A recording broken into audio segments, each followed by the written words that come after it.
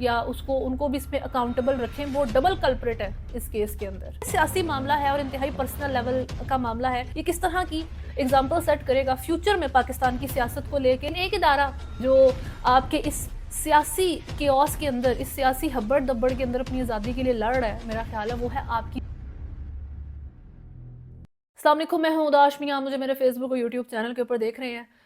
پاکستان میں personal level کی سیاست ہو رہی ہے آج کل، چاہے وہ آڈیو لیکس ہوں جو مہینوں سے دیکھنے کو مل رہی تھی، یا پھر بشرا بی بی اور عمران خان کے نکاح کا کیس ہو جو ایک ذاتی نوعیت کا کیس ہے اوبویسلی۔ تو جب آپ اس کو رپورٹ کریں گے، انالائز کریں گے، تو آپ کو ذاتی ڈیٹیلز میں اس کی جانا پڑے گا، جو انفارچونیٹلی ہمیں سیاست میں ڈسکس کرنا پڑ رہا ہے۔ ویسے تو انٹرٹینمنٹ، گوسپ اور یہ ساری چیز ہوتی ہے ادھر، لیکن پولیٹکس کے اندر ایسا مزاج نہیں ہے۔ لیکن یہ ایک بدقسمتی ہے پاکستانی سیاست کے اندر، اس کو لے آئے ہیں یہ لوگ، اور ایسے معاملے کو جو ویسے تو اخلاقیات کی بیس کے اوپر اور ریلیجن کی بیس کے اوپر یہ کیس دائر ہے، لیکن انہوں نے اس کو پولیٹیسائز دیا ہے، بنا اس کو انہوں نے سیاسی دیا ہے، اور سیاسی ایجنڈے میں ہی اس کا استعمال کریں گے۔ الیکشن سے پہلے ہی 2 کیسز میں تو عمران خان کا فیصلہ آ گیا ہے، اور جج قدرت اللہ اس کا بھی فیصلہ کرنے کی بہت جلدی میں تھے لاسٹ ہیئرنگ میں، جس میں عمران خان اور خاور مانیکا کی آپس میں لڑائی ہوئی ہے۔ بشرا بی بی کے ساتھ خاور مانیکا کا آرگیومنٹ ہوتا ہے، عمران خان کی بہن کے ساتھ ہوتا ہے، تو ایک بڑی جو انریسٹ ایک جو ہے وہ کورٹ روم کے اندر موجود رہا اس ہیئرنگ کے دوران۔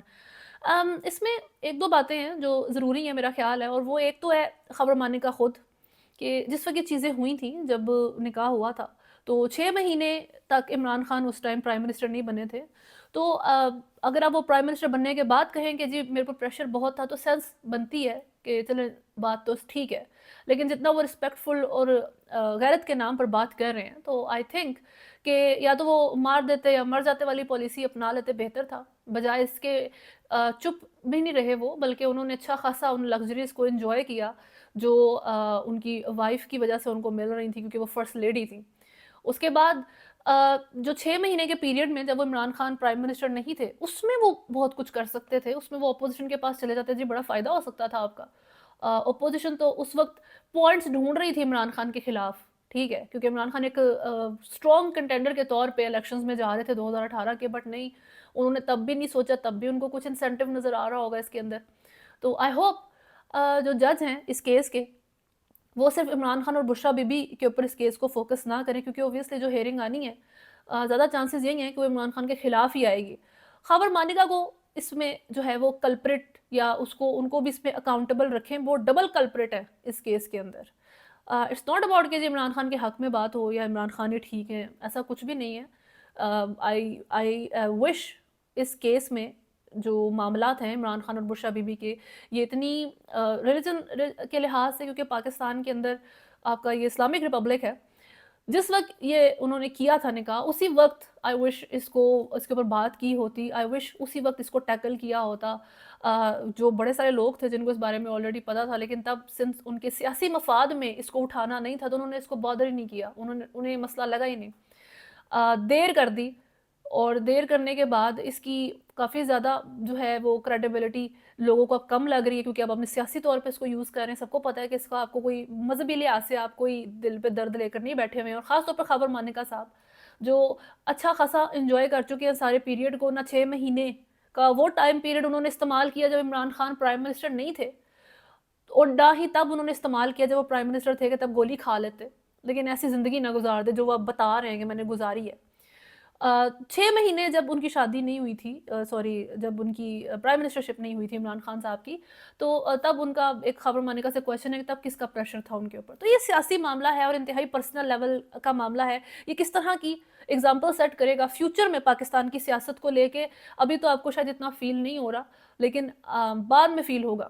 ان چیزوں کے جو کانسیکوینسز آنے ہیں، یہ ابھی جب یہ کیس اسٹڈی کے طور پہ تاریخ میں پڑھے جائیں گے، تب آئی ڈونٹ نو کہ آگے آنے والے معاملات کس حد تک گریں گے، کیونکہ ابھی یہ والا جو معاملہ ہے وہ کافی حد تک گرا ہوا ہے، جو سیدھی بات ہے۔ عمران خان کی بہن کو بھی ایف آئی اے کی طرف سے نوٹس جاری کر دیا گیا ہے، اور اس کے مطابق अलीमा खान के खिलाफ इंक्वायरी का हुक्म धमकियों, इंतशार और खौफ व हरास फैलाने पर किया गया।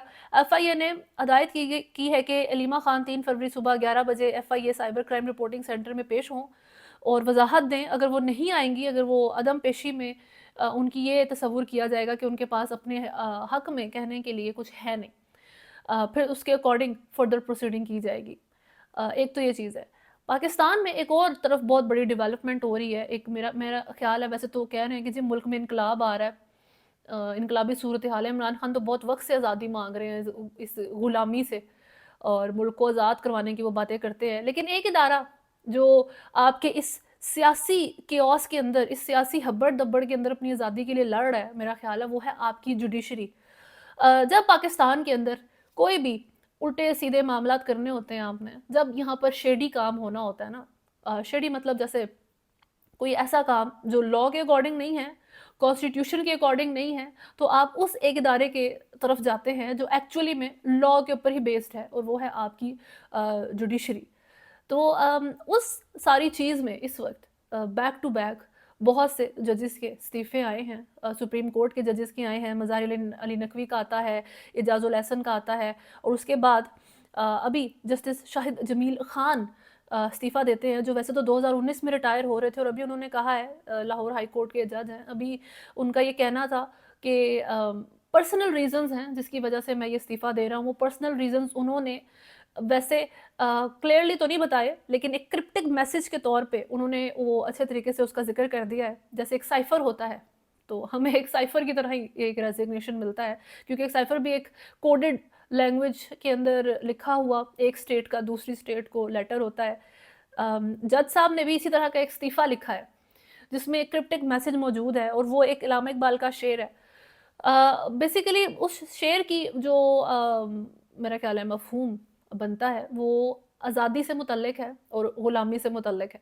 उसमें उनका यही कहना है कि यहाँ पर इस तरह की बात ना करो, अपनी खुदी की बात ना करो, क्योंकि इसकी कोई वैल्यू नहीं है। यानी कि आपकी ना इधर थॉट की कोई वैल्यू है कि आप सोचते कैसे हैं, ना यहाँ आपके राइट्स की कोई वैल्यू है, ना यहाँ आपकी पोजीशन की कोई वैल्यू है। जो आपसे रोल एक्सपेक्ट किया जा रहा है, यानी कि जुडिशरी जो होती है उससे ये रोल एक्सपेक्ट किया जाता है कि ये इंसाफ करेगी, ये लॉ के अकॉर्डिंग चलेगी। जो नहीं चलेगा लॉ के अकॉर्डिंग, उसको मजबूर करेगी कि वो कॉन्स्टिट्यूशन को फॉलो करे। लेकिन यहाँ पे जुडिशरी को कम्प्लीटली उसके ऑल्टर्ड रोल असाइन किए जाते हैं। जुडिशरी को यहाँ मैनिपुलेट किया जाता है पाकिस्तान में, यहाँ उसको मलाइन किया जाता है, यहाँ उसको अपने पर्सनल गेन के, अपने ज़ाती मफाद के लिए जो ओछे हथ करने हैं, उसके लिए सबसे पहला जो यहाँ पर वेपन इस्तेमाल होता है वो यहाँ है जुडिशरी। ऐसे ही आप इसको एटॉमिक पावर कहते हैं मुल्क को। आपके मुल्क में सबसे बड़ा वेपन तो आपकी अदलिया ही रही है हमेशा से। अभी भी इमरान खान के अगेंस्ट आपकी जुडिशरी इस्तेमाल हो रही है, नवाज शरीफ के अगेंस्ट आपकी जुडिशरी इस्तेमाल हुई थी। भुट्टो को जुडिशरी ने ही उसका मर्डर किया था, हालांकि उसके बिहाइंड जो भी हैंडलर्स मौजूद थे, इस्तेमाल वेपन के तौर पे अदलिया हुई है।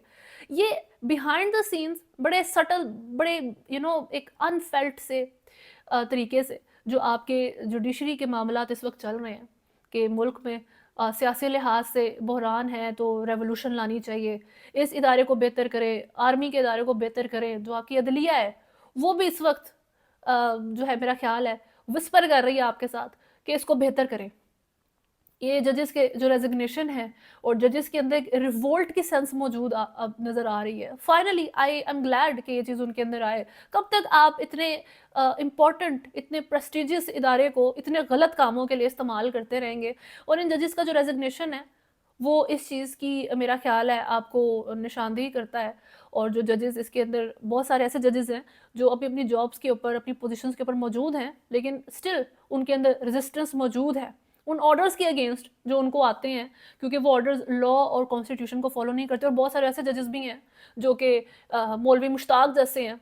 मौलवी मुश्ताक वो जज जिसने ज़ियाउल हक के कहने पे भुट्टो को फांसी का फैसला सुना दिया था, क्योंकि मौलवी मुश्ताक को ज़ियाउल हक ने सुप्रीम कोर्ट का जज नहीं बनाया था, तो उसको बड़ी इस चीज़ का मसला था। तो ऐसे जज भी गुजरे हैं। तो ऐसे जजेस की जो ये हेरिटेज चली आ रही है पाकिस्तान की जुडिशरी के अंदर, आई होप ये ब्रेक करे और ये अब फाइनली थोड़ा थोड़ा कर ब्रेक होती हुई नज़र आ रही है। और ख़ास तौर पे जिस तरह का ये इन्होंने रेजिग्नेशन लेटर लिखा है और जो अल्लामा इकबाल का शेर कोट किया है उसके अंदर, और जो उसका ट्रांसलेशन बनती है, तशरीह बनती है, आई थिंक हमें उसकी स्टडी करनी चाहिए, क्योंकि यही एक वॉइस हर उस बंदे की है इस वक्त जो अपनी पोजीशन के ऊपर जो बैठा हुआ है, लेकिन उसको उसकी मर्जी से वो काम नहीं करने दिए जा रहे। खैर, पाकिस्तान के इतने टेंशन वाले हालात में, इलेक्शन के इन दिनों में, थोड़ी क्रॉस बॉर्डर बात कर लेते हैं इंडिया के बारे में। इंडिया ने पहले पाकिस्तान का एक कबूतर पकड़ा था अपने मुल्क में, एक पिजन, जो उन्होंने एक क्लेम किया कि ये आईएसआई ने, पाकिस्तान की इंटेलिजेंस ने भेजा है इंडिया में कि ये जासूसी करे जाके। बाद में वो चीज़ गलत निकली, एम्बैरसमेंट हुई उनको, आई डोंट नो वो फील तो नहीं करते अपनी कोई बेइज्जती, लेकिन स्टिल, और उन्होंने उसको आज़ाद कर दिया उस परिंदे को। यही हरकत चाइना के साथ इंडिया ने की है। एक कबूतर मुंबई की बंदरगाह से पकड़ा गया और इंडिया ने ये क्लेम किया कि जी ये चाइना ने भेजा है हमारे मुल्क में ताकि ये हमारी जासूसी कर सके। उस कबूतर की जो टांगें थी वहाँ उस उधर अंगूठियाँ थी जिनके ऊपर चाइनीज़ में कुछ लिखा हुआ था, उसके परों के ऊपर भी चाइनीज़ में कुछ लिखा हुआ था। तो जो पुलिस है उसने उस कबूतर को एक एनिमल हॉस्पिटल में भेज दिया पता लगवाने के लिए। इवेंचुअली उनको ये चीज़ पता लगी कि जी ये चाइना का नहीं है, ये ताइवान का एक पिजन है। जो बर्ड रेस होती है वहाँ पे, कोई पिजन रेस होती है, वहाँ से रास्ता भूल के उसकी किस्मत ख़राब थी उस कबूतर की कि वो इंडिया आ गया। और वहाँ पे उसको उन्होंने पकड़ के उसकी अच्छी तरह इन्वेस्टिगेशन की। फिर ये रियलाइज़ होने पे कि अच्छा नहीं, ये तो बिल्कुल ऐसा गलत इंटेलिजेंस का कबूतर नहीं है, उसको आज़ाद कर दिया उन्होंने 1 फरवरी को। यानी कि मई 2023 से लेके 1 फरवरी तक उस कबूतर की इंटेलिजेंस इन्वेस्टिगेशन चली है इंडिया में। खैर, ये इंडिया के हालात हैं, भारत के हालात हैं।